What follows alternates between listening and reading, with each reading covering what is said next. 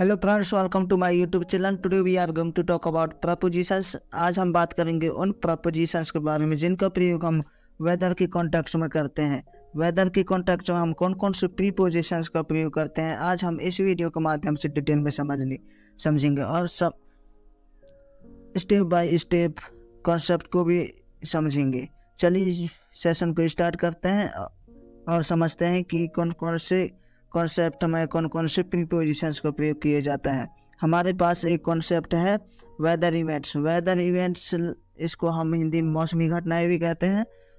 Weather events like storm means आंधी तूफान, and flood means बाढ़, hurricane, tornado, and earthquake means आंधी भूकंप।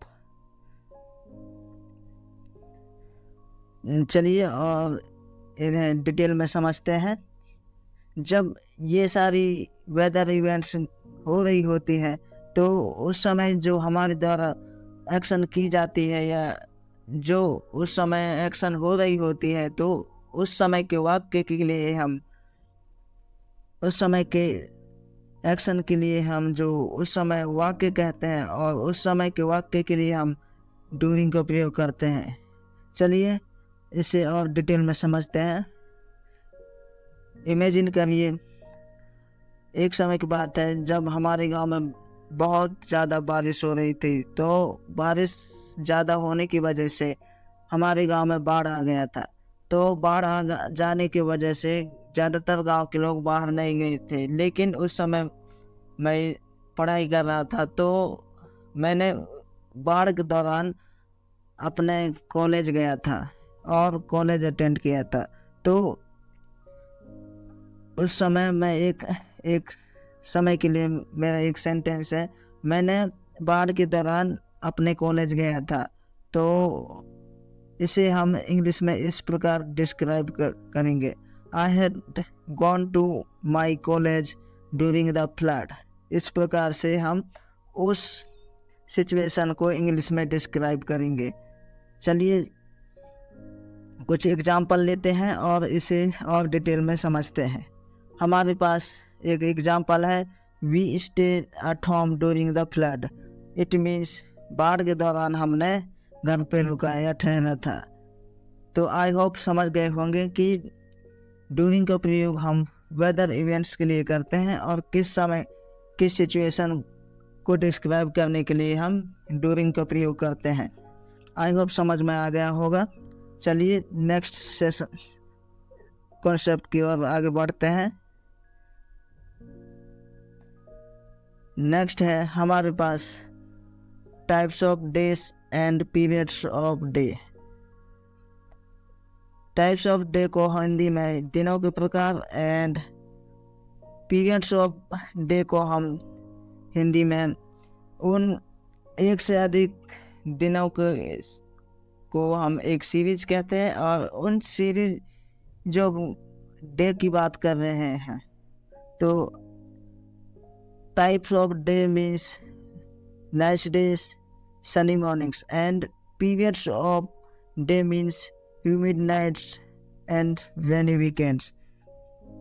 चलिए और इन्हें डिटेल में समझते हैं। नाइस डेज मीन्स एक से अधिक डेज, लाइक 8 दिन भी हो सकते हैं, 9 दिन, 10 दिन।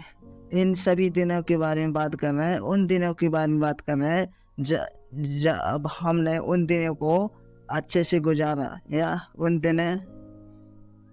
दिन हमारे द्वारा अच्छे से गुजारा गया था। नेक्स्ट है सनी मॉर्निंग्स। सनी मॉर्निंग्स मतलब एक से अधिक 10, 15, 20 दिनों की मॉर्निंग्स की बात कर रहे हैं जिसमें धूप खिली थी। तो उस सिचुएशन को डिस्क्राइब करने के लिए हमने सनी मॉर्निंग्स का प्रयोग किया गया। मॉर्निंग्स यहाँ प्लूरल है, इसलिए कई सारे दिनों की सुबह की बात कर रहे हैं। नेक्स्ट है ह्यूमिड नाइट्स।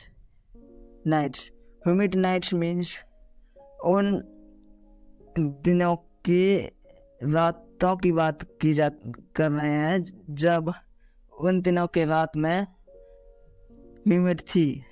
तो ह्यूमिड नाइट्स मीन्स नाइट्स एक प्लूरल वर्ड है, इसलिए हम उन दिनों के रातों की बात कर रहे हैं। एंड नेक्स्ट है रेनी वीकेंड्स। रेनी वीकेंड्स जिसमें वीकेंड्स वर्ड प्लूरल वर्ड है, तो हम उन वीकेंड्स की बात कर रहे हैं जिन वीकेंड्स में हमेशा बारिश हुई थी। तो आई होप समझ में आ गया होगा कि इन वर्डों का मीनिंग्स क्या है और कॉन्सेप्ट क्या है। चलिए एग्जाम्पल के माध्यम से इस टॉपिक को और डिटेल में समझते हैं।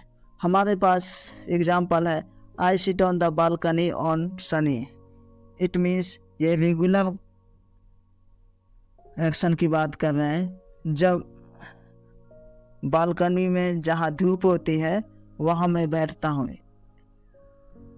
इस तरह की सिचुएशन को डिस्क्राइब करने के लिए I sit on the balcony on Sunny इस तरह से इंग्लिश में डिस्क्राइब किया गया है। नेक्स्ट सेंटेंस है the children played in the snow.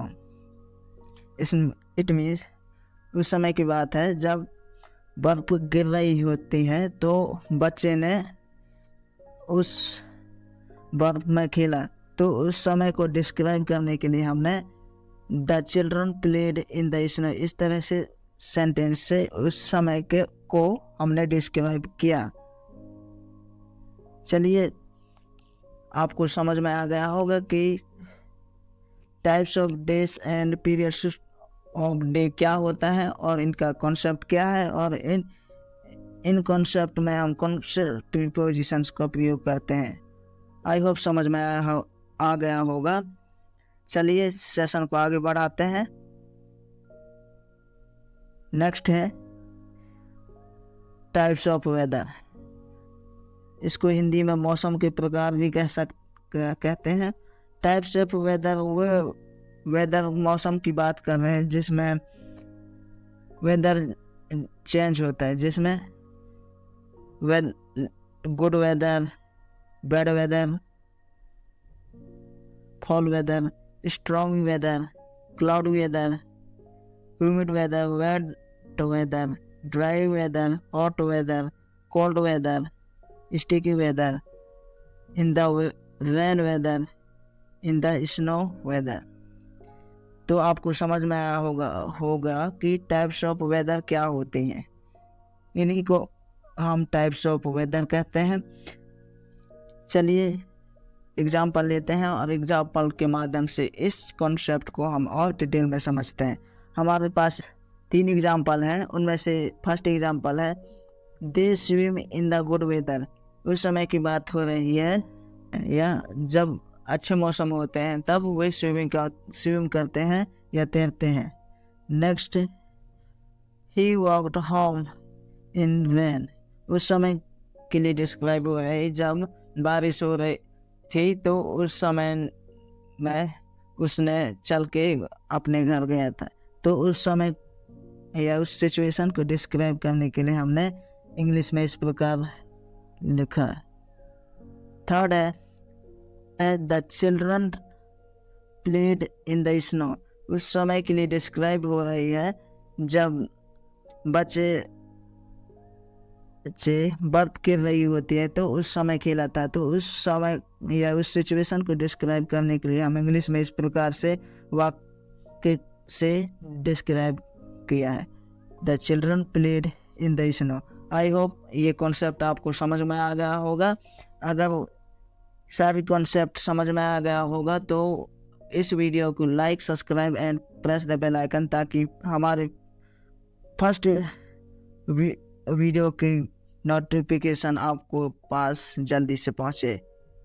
तब तक के लिए थैंक यू, धन्यवाद।